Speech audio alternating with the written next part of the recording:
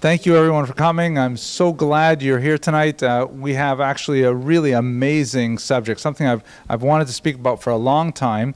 I actually looked up just a minute ago exactly how to pronounce his name because I've been saying it in a certain way for a long time, and I realized, oh my gosh, I don't want to blow it by pronouncing it wrong for an entire 50 minutes. So I would guess the subject of tonight's lecture is Samuel Usque.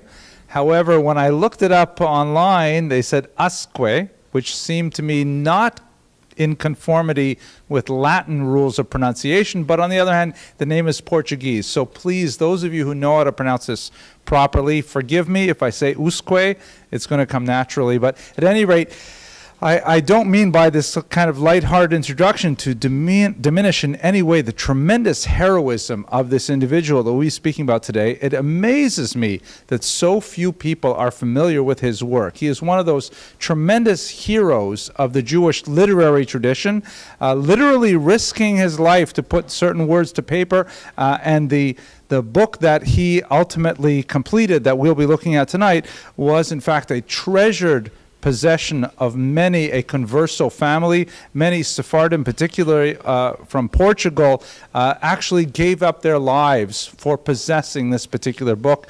I believe that tonight you will be transformed by the story of Samuel Usque and his book, The Consolations for the Tribulations of Israel. An absolutely amazing phenomenon that I look forward to discussing with you over the next 40 minutes or so.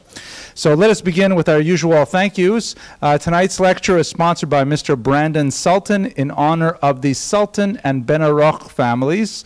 I'll just read what it says here. Whose Sephardic roots are expressed in a desire to honor the convivencia. That's what we discussed last semester, right? The coexistence of Muslims, Jews, and Christians for that brief period of time in early Al-Andalus, and also in loving memory of Mrs. Jean Milstein, whose relentless optimism was an inspiration to us all.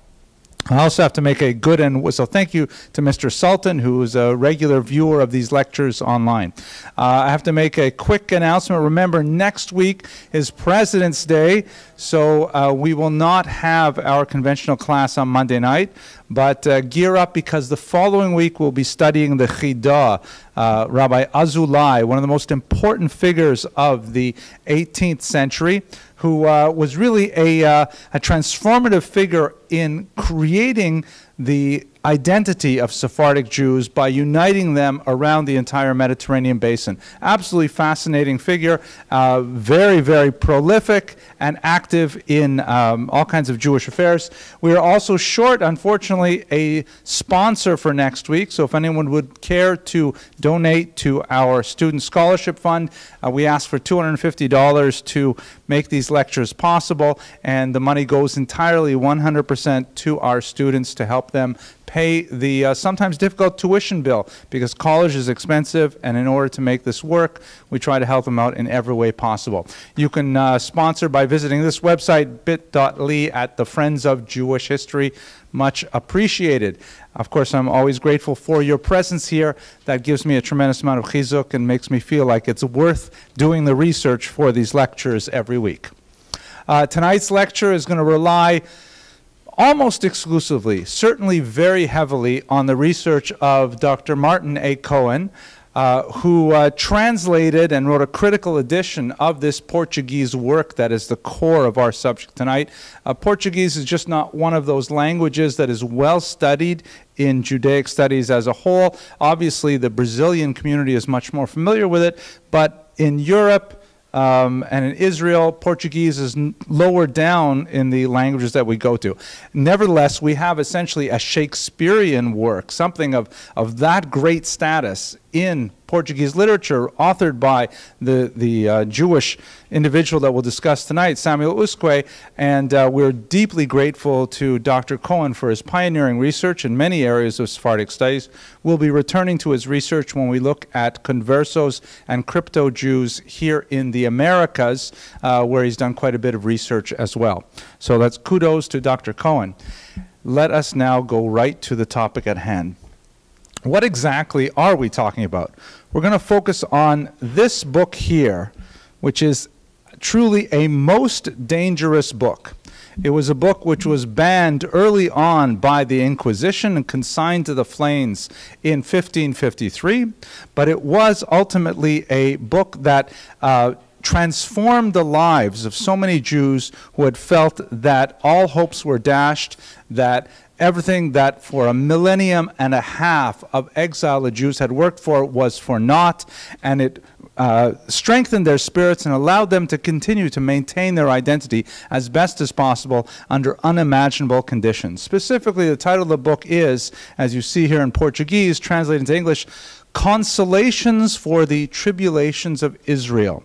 It was published in Ferrara, Italy in 1553. I've discussed Ferrara a little bit last week when we looked at the life of Benvenida Abravanel. This was produced through her sponsorship and also that of her rival, Gracia Mendez. We'll return to those two very important women to understand how they related to this particular book. And it was also authored and printed in a period when printing was still fairly rare. That this is the heyday of early printing, the discovery of this new technology that allowed for wide dissemination of texts. It meant that official organizations such as the church had to find ways to control the dissemination of often heretical or at least antinomian works, and to make sure that certain ideas did not circulate too far. Of course, some of them, such as Luther's translation of the Bible, circulated very far and had a tremendously negative impact on the Catholic Church.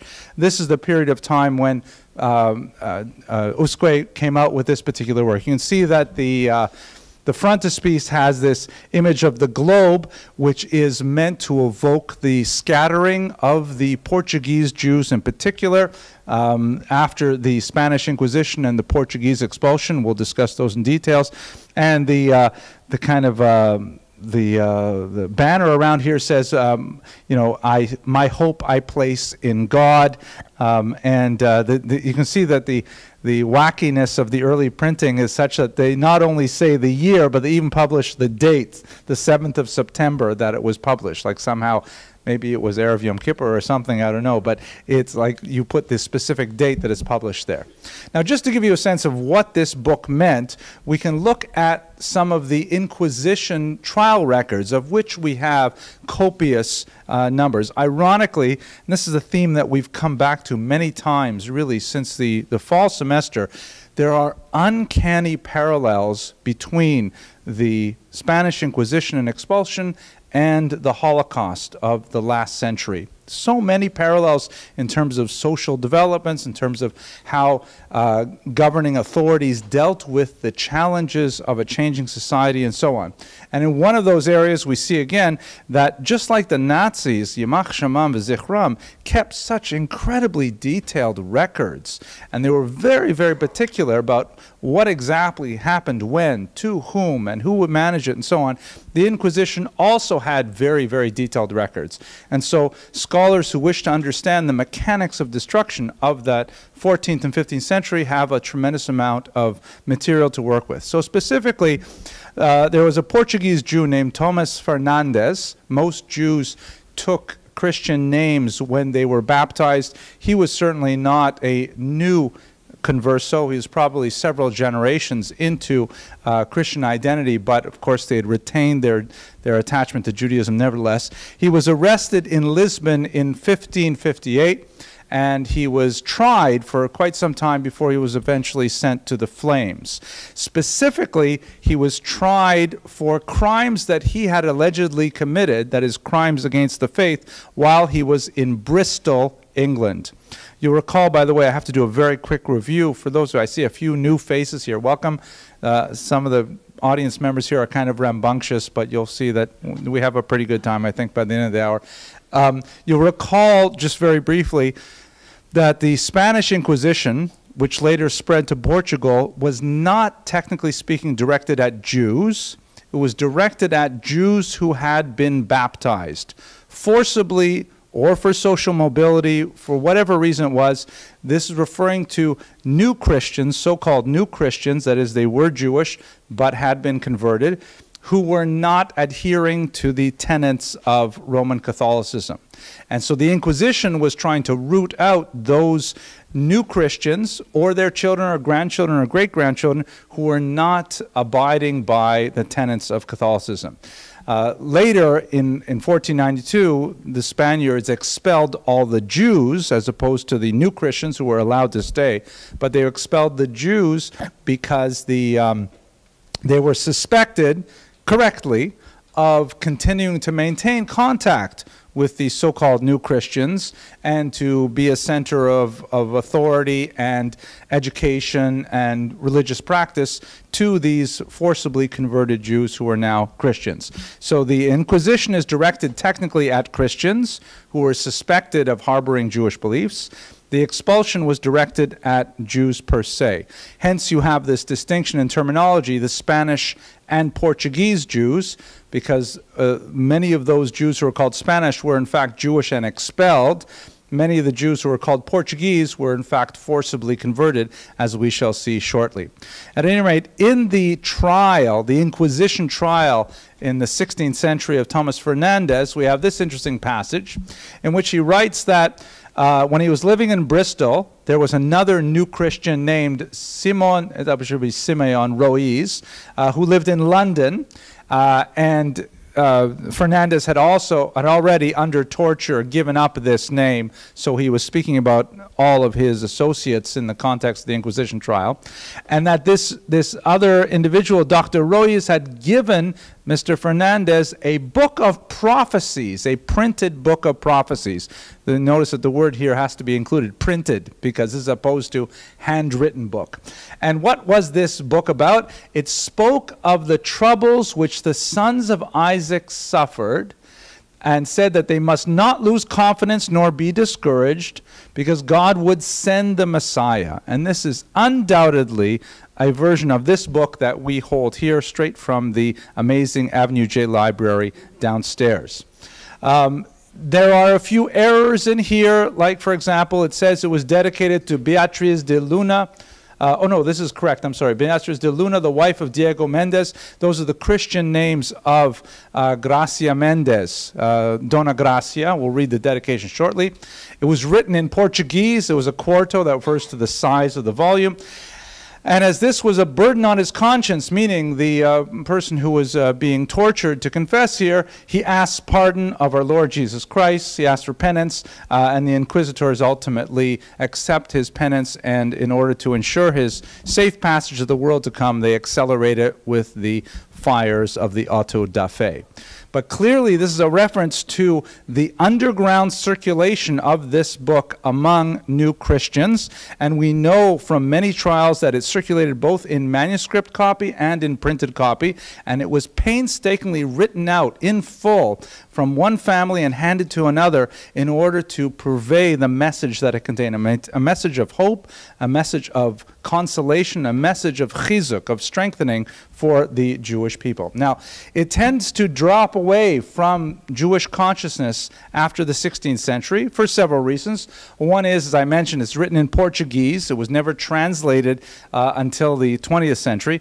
Portuguese Jews did have some familiarity with Spanish, and in fact, the author himself writes that he could have chosen Spanish as a language to convey his message, but he felt he really wanted to reach the most desperate of those Jews, those ones who were living in that liminal space between being fully Jewish, between being fully Christian.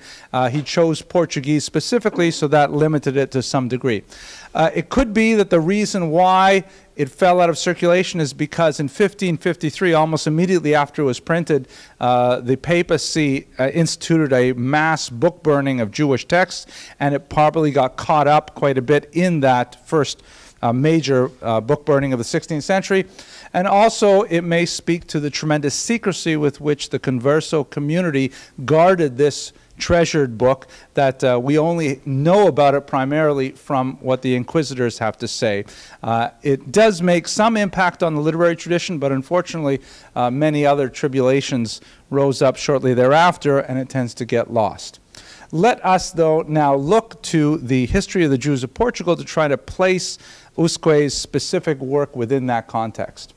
So you'll recall, as I mentioned a few minutes ago, there was forced conversions in Spain that goes really back to the 14th century. in which some over-enthusiastic lower clergy in particular, acting in many times against the will of the papacy and the higher clergy, converted tens of thousands of Jews to Christianity.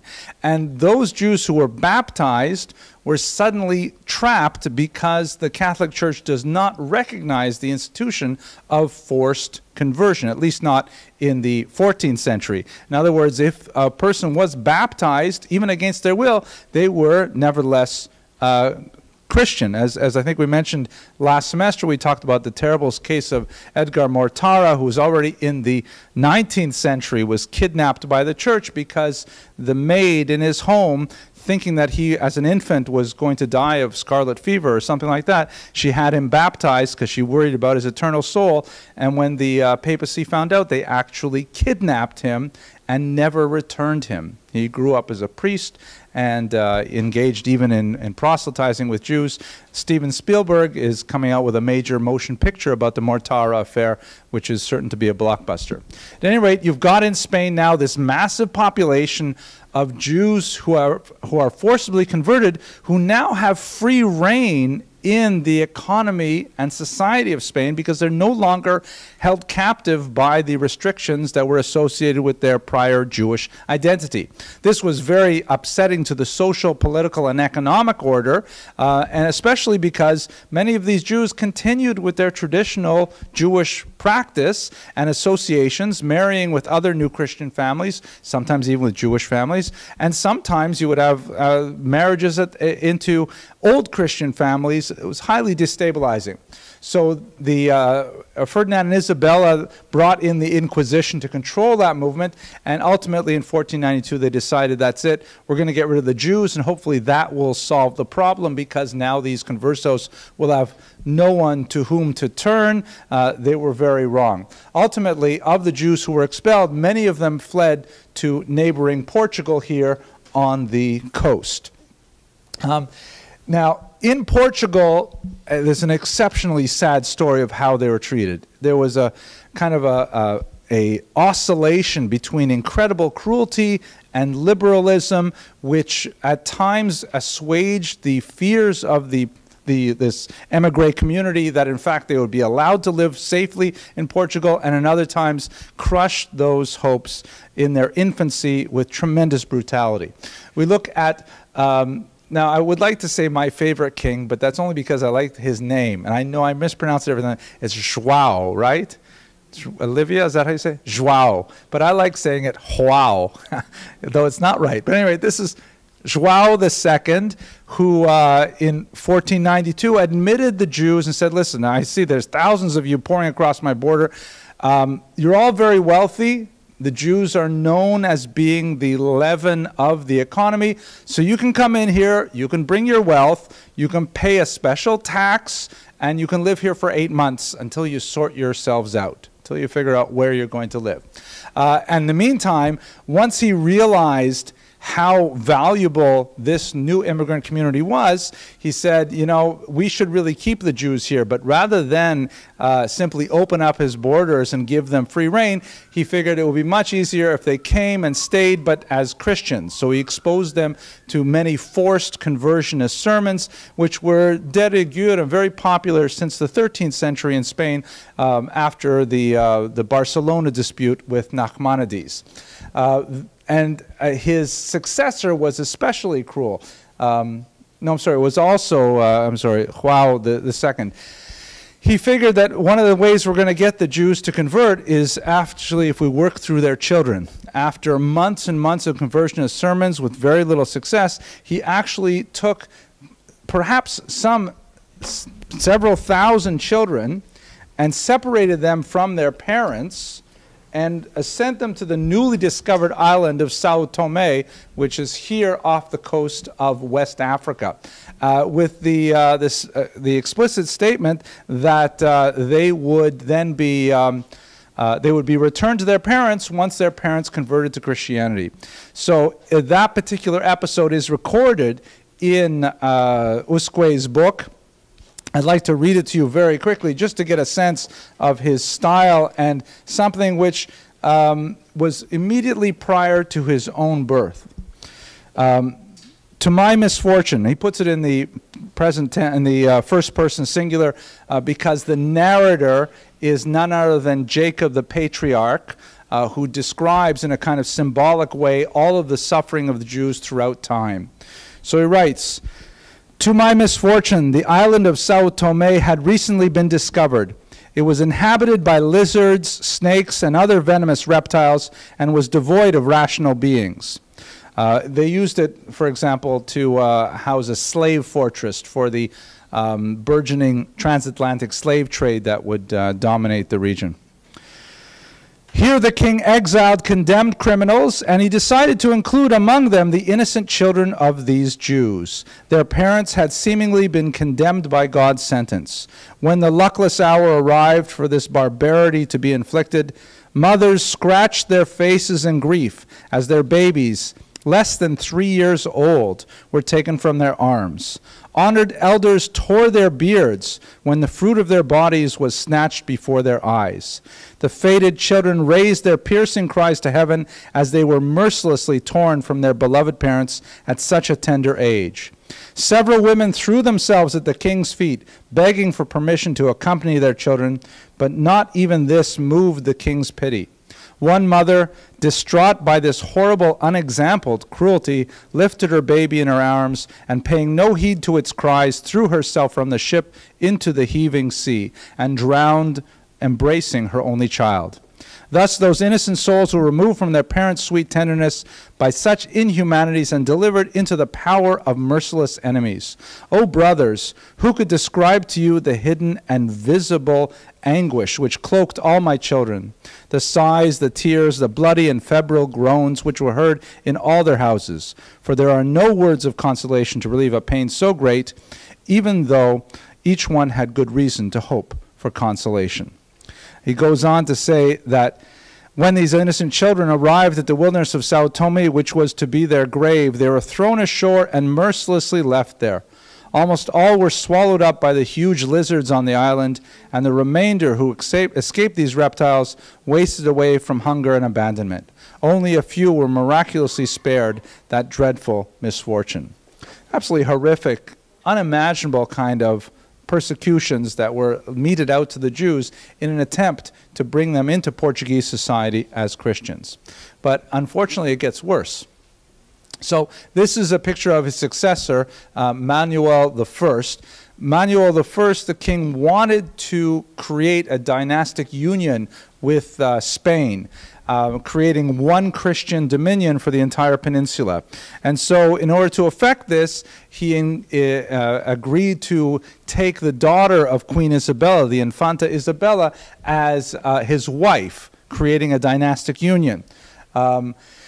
Isabella and Ferdinand, very doctrinaire, anti-Judaic individuals, insisted that they would not form a union with a country that still permitted Jews in its midst. So Manuel agreed to expel all the Jews in 1497 in a manner similar to the Spanish expulsion of 1492. This is, by the way, not Isabella's daughter. This is his second wife, Maria. Isabella died in childbirth, and so he then married her sister in order to preserve the union.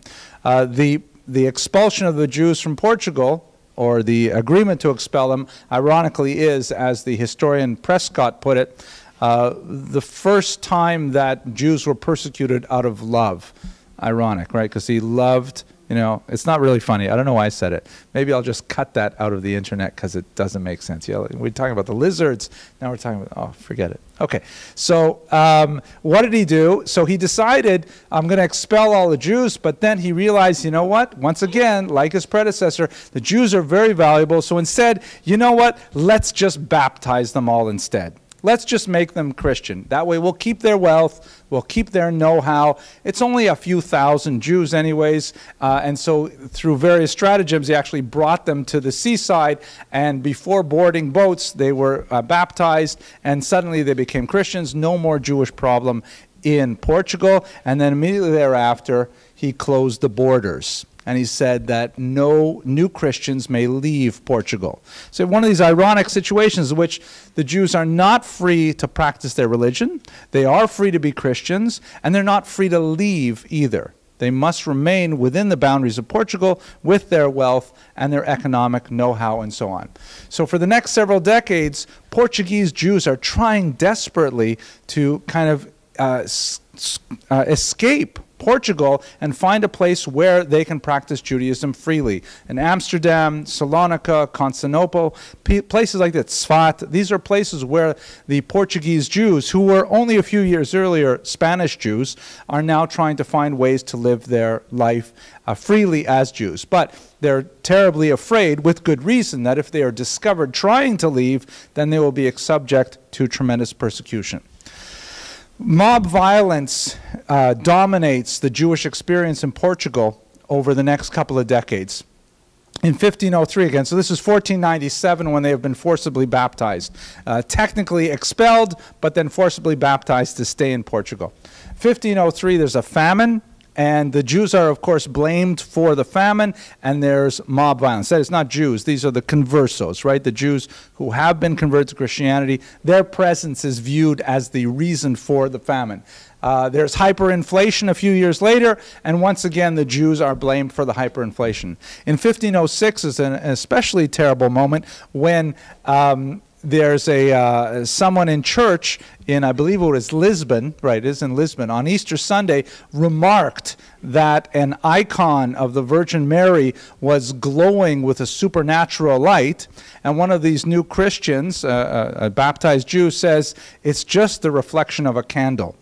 And the suggestion that that it was a natural phenomenon created a horrible massacre in Lisbon, in which even lay clergy also participated. And we can list several of these kinds of like mob reactions, because the general population is not happy with the introduction of these new economic competitors who now, as Christians, even though everybody knows they're not really enthusiastic Christians, are beginning to dominate the economic echelon of society. There is a little bit of a liberalization under João III in 1521, but then there's a series of more pogroms, really, after there's a crop failure and several other things that go wrong. In 1531, things reach a climax when there's an earthquake, and so João III says, that's it. We're bringing in the Inquisition again, the dreaded Inquisition, which was, of course, scourged Spain. And at this point, I would like to read once again from Usque's work, in which he describes the Inquisition in terrifying and strangely modern terms. When I first read this, it felt to me a lot like Franz Kafka. And in fact, in many ways, the Portuguese Inquisition was rather Kafkaesque. If you've read The Trial in particular, or The Harrow, you'll recognize some of the elements. Maybe I wouldn't be surprised even if Kafka was influenced by it. Where is it here?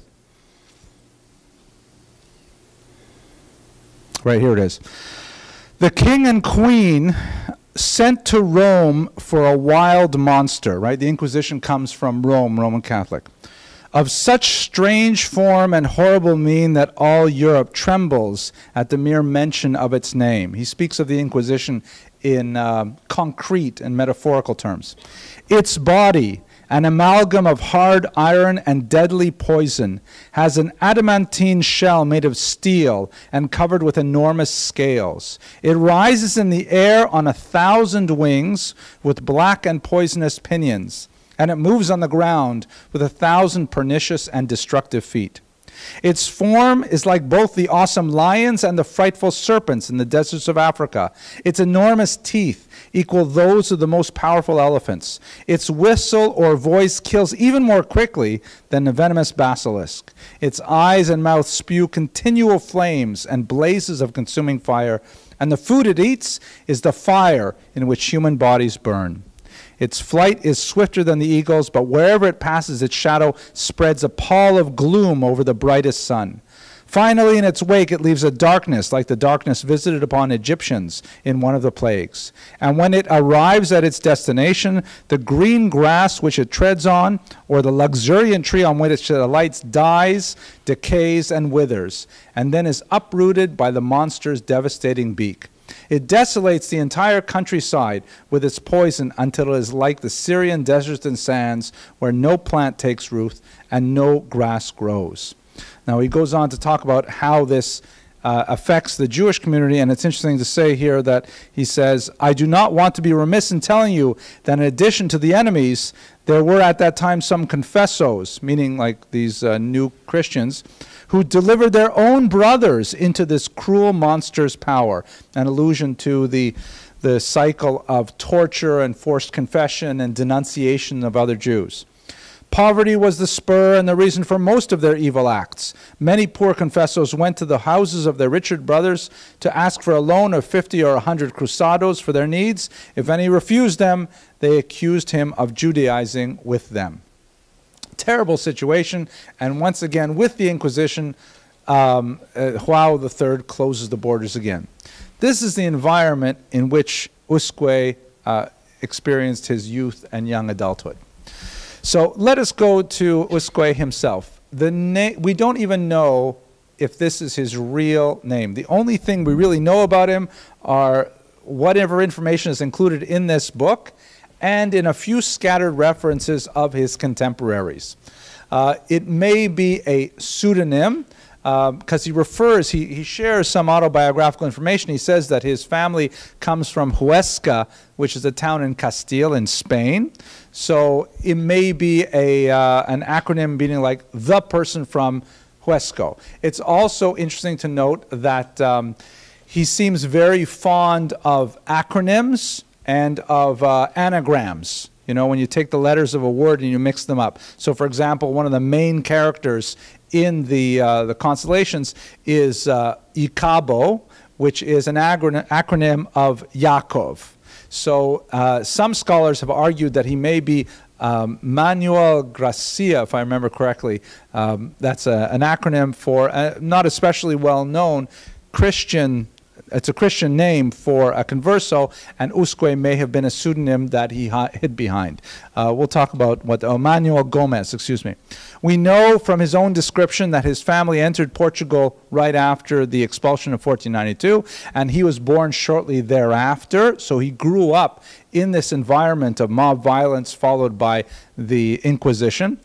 We know that he has, based on this text, tremendous familiarity with the broad swath of learning of 16th century thought. Very similar in many ways to the figures we looked at in Al-Andalus, who had a very broad Jewish and non-Jewish education. We don't know exactly where he got this information because, after all, he grew up as a nominal Christian, where any education of a Jewish character was entirely proscribed. So he learned all of his Jewish knowledge underground in Portugal.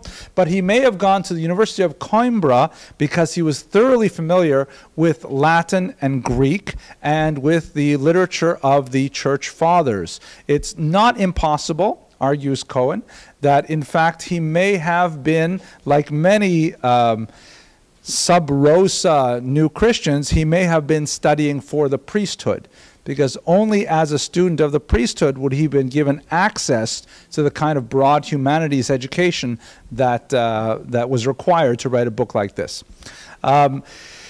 We know from his own text that he managed to leave sometime after 1531, and he essentially embarked on a world tour, which he describes in his book, and we have some sense that he was in England, throughout Central Europe. He also made it to Constantinople, Salonika, and Greece, all the places where Sephardic Jews had made their homes immediately after the expulsion, and in particular in the tremendous city of Tzfat, which was just then enjoying its tremendous explosion of Jewish creativity.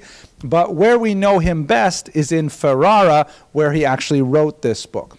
Ferrara was the home of Dona Gracia and Benvenida Abravanel, the subject of last week's lecture, two incredibly powerful and wealthy women who used their political might and their political acumen and their considerable resources to defend Sephardic Jews worldwide, through ransoming captives, to engaging in geopolitical machinations, such as the attempted boycott of the port of Ancona and so on.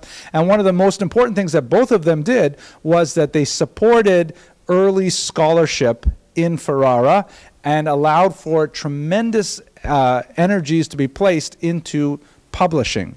The Ferrara Bible shown here is the result of their efforts. This is exactly in the same period as Usque wrote his book, and you can see in this particular image, which is written, the Ferrara Bible written in Spanish, for those who fled the Inquisition. You can see this motif, very beautiful, of these terrifying gargoyle-like features that sort of remind me of the winds, perhaps, or they're blowing the winds. And here's a ship that's clearly in distress. The mast is broken, and there are these sea monsters in the water. And this is kind of metaphorical of the Spanish Jews being exiled from their homeland, going throughout the Mediterranean, even crossing the Atlantic to the New World with tremendous danger. There were 3 Usques of note in Ferrara at this time. And scholars have wondered, how could it be that this is a name, which, by the way, we don't even know how he spelled it in Hebrew. We only have it in Portuguese and Roman letters. How is it you have 3 Usques, not a common name, all together in the same place? Possibly because they were related, or possibly because they all chose the same pseudonym. Solomon, Abraham, and Samuel, that's our protagonist today, they were publishers and writers together. Samuel Usque in particular may be an acronym for Manuel Gomez, but the 3 of them together produced the Ferrara Bible and the Consolations for the Tribulations of Israel and many other works of its kind. Now, let's look at the book right now itself. What exactly is this book we're talking about? So, I forgot to read you one thing here. Sorry, I wanted to read you. Don't worry, I only have 4 selections, and I've read 2 of them already. This is the beautiful dedication to Doña Gracia Nasi. Publishing is so dependent on material support. It doesn't happen by itself. People have to find, as we say in Pirkei Avos, im ein kemach ein Torah. If there's no flour, there's no Torah. You have to have... okay. Anyways, the dedication here is to the very illustrious lady, Doña Gracia Nasi. And so Samuel Usque writes, "The heart is prized as the human body's noblest and most important organ, for it is the first to feel the pain which any other part of the body suffers. Indeed, it must be kept content for all the others to be at ease. Since my prime purpose is to serve our Portuguese nation." Doña Gracia was also from Portugal. She was also a converso who returned to Judaism after fleeing the Iberian Peninsula. "My prime purpose is to serve our Portuguese nation with this small branch bearing new fruit. It is proper to offer it to your excellency, for you are the heart in the body of our people. In the remedies you have offered, you have always shown that you feel our people's sufferings more poignantly than anyone else. I say this not out of blind devotion, though I am your protege, most illustrious lady, and desire to satisfy you through works, writings, and deeds, and to show myself in some small way grateful for the largesse I have received from your generous hand. Since you began to reveal your light, even our sucklings have imbibed this truth at their mother's breasts, and your name and the memory of your goodness will forever be a part of the marrow of their bones," which is in fact true. We speak of Doña Gracia Mendes 500 years later with the same respect and admiration because of the decisions she made with her individual powers and wealth. So you get a sense of the relationships there. He also speaks very positively of her rival, Benvenida Abravanel. Obviously, he didn't want to offend either one of them, and he benefited from both. At any rate, what is the purpose of this book? It is, as I alluded to in his dedication there, that he wants to provide consolation for these scattered, embattled populations of Portuguese Jews who are not sure what to do with themselves. They're hiding their Jewish identities. They're hiding their Jewish practices. They're trying to live a life of outward Christian behavior. They're worried about what will happen to their children, what will happen to their legacy. And on a deeper level, metaphysically, they worry, has God abandoned us? Were we wrong to maintain our Jewish identity for 1,500 years, that now we are suffering such tremendous pain? And so he begins in his prologue, which maybe I won't read to you, maybe I'll just paraphrase it, but it's very beautiful. He says, listen, I've written this book, which is in many ways a long scroll of agony, to quote the title of a Holocaust work. It's a long scroll of agony detailing the so many persecutions that we have suffered since the exile, actually 2,000 years ago, under the Babylonians. And in each of those exiles, each of those persecutions, we have endured primarily by attachment to our faith. He spends a lot of time talking about how the persecution itself is embedded in biblical texts, that, you know, this particular thing happened here, and you can see an allusion to it in the book of Deuteronomy. Some of those parallels are absolutely chilling. And of course, we can do the same in our own generation, looking at the Holocaust, where we see the similarities between these far-off prophecies and some of the terrible things that we experienced. But nevertheless, the fact is that if the prophecies that describe the persecution were true, then it also follows the prophecies that describe the redemption are true. It's reminiscent, if you're familiar with the famous Talmudic passage, when some rabbis are surveying the disaster in Jerusalem during the Hadrianic persecutions of the 2nd century, and some of the rabbis are moaning and wailing, and Rabbi Akiva, the greatest, starts laughing. And they say to him, Rabbi Akiva, why are you laughing? Oh, it was specifically occasioned because they saw a fox running through the ruins of the temple. And what a terrible thing to have a fox running through the Holy of Holies like that.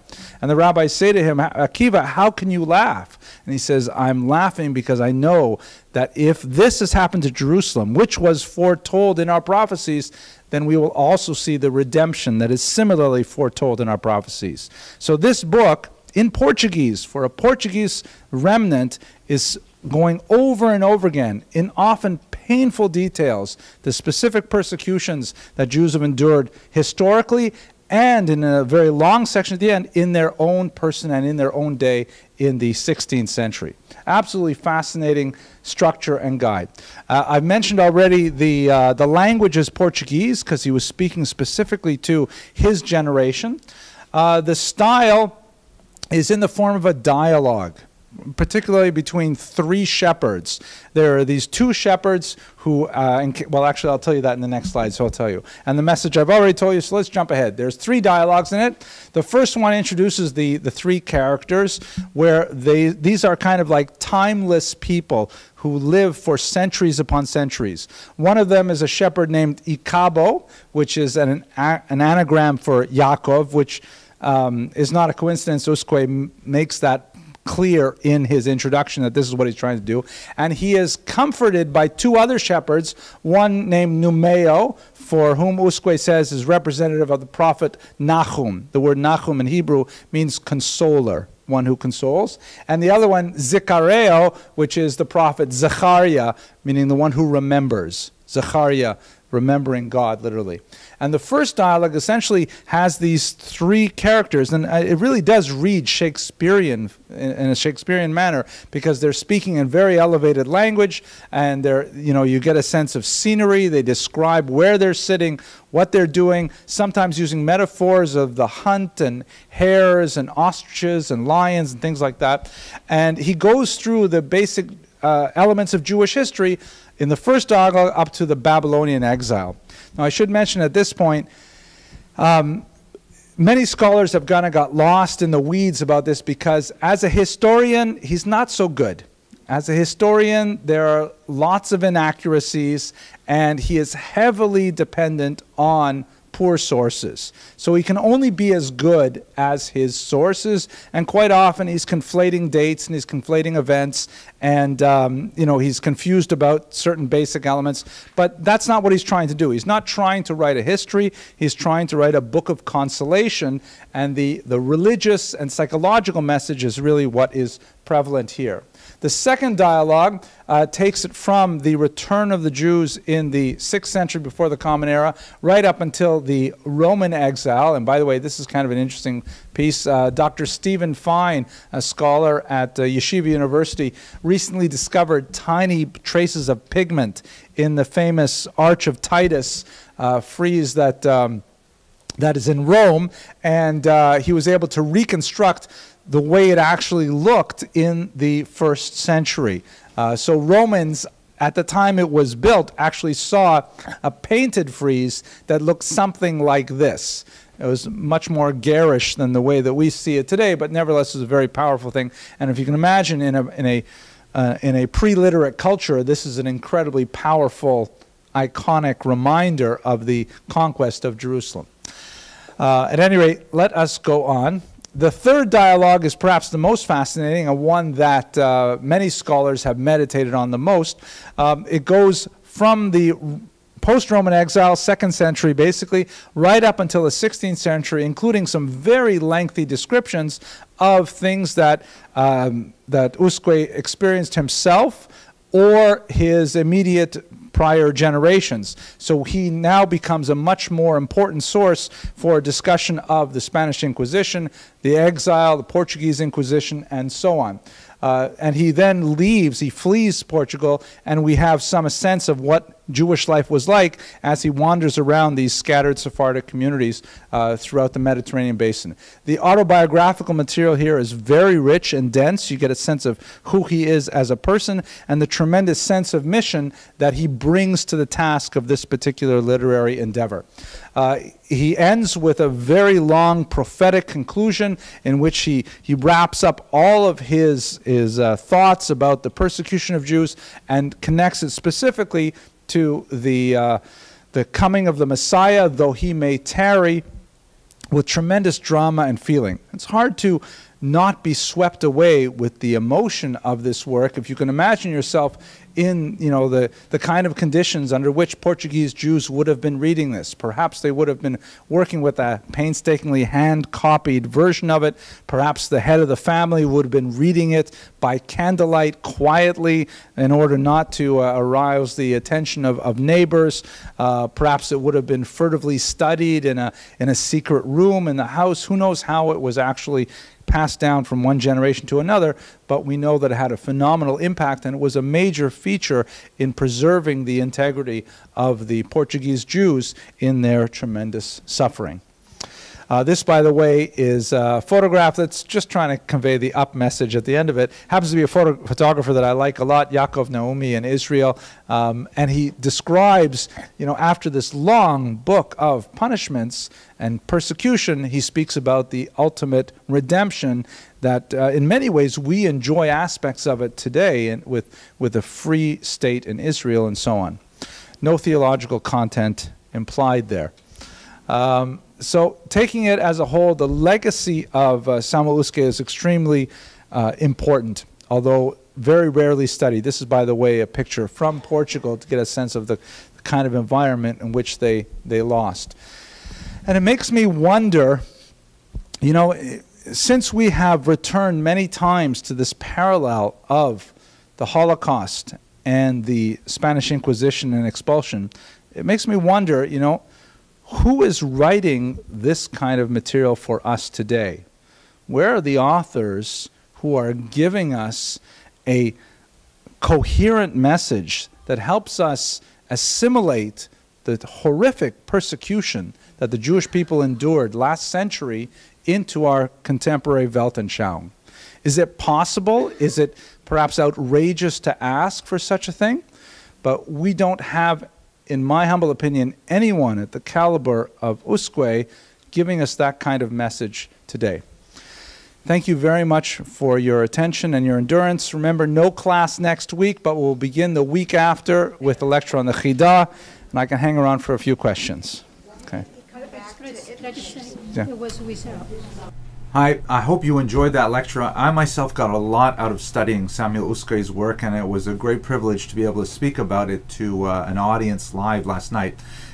You didn't see it in the end of the video, but immediately after I concluded, I was jumped on by a whole bunch of audience members who really wanted to push me on a couple things I said at the very end of the lecture. So I thought I'll use this moment to unpack some of their questions and explain a little bit better what I mean by this. We should bear in mind that in many ways we are in a parallel generation to Usque, that his experience 70 years after the Spanish expulsion has certain salient comparisons with the experience we have 70 years after the Holocaust. Now, I'm not going to take this 30 seconds or so that I have right now to go through all of the parallels, but there's no question that we are living in kind of like a, not exactly a post-apocalyptic era, but a post-catastrophe era. And I think that we don't really have someone with the voice of Usque who was kind of like explaining it all for us in a way that we can grasp. We have our poets of the Holocaust. We have our Elie Wiesels. We have many people with tremendously heroic stories of suffering during the Holocaust and personal and communal redemption. I myself studied the Eish Kodesh from the Warsaw Ghetto, who was an incredible story, an incredible thinker from the Holocaust. But what we don't have, in my humble opinion, is we don't have someone 70 years out who's able to explain to us, the Jewish community as a whole, as to what the Holocaust means in the larger arc of Jewish history. How do we assimilate the Holocaust? Can we assimilate the Holocaust into our Weltanschauung? How do we deal with the contemporary crises of, assimilation and the challenges to the state of Israel and all kinds of really existential challenges to our very being at this point in time? These are very big questions, and I feel in many ways like in this postmodern period we're sort of floating in space, waiting for someone to kind of explain it all to us in a way that Samuel Usque did. Okay, anyways, those are my 2 cents. You heard more than my 2 cents already for the first part of this lecture. I hope it's food for thought, and I look forward to speaking with you about Jewish history in the future. Thanks very much for watching.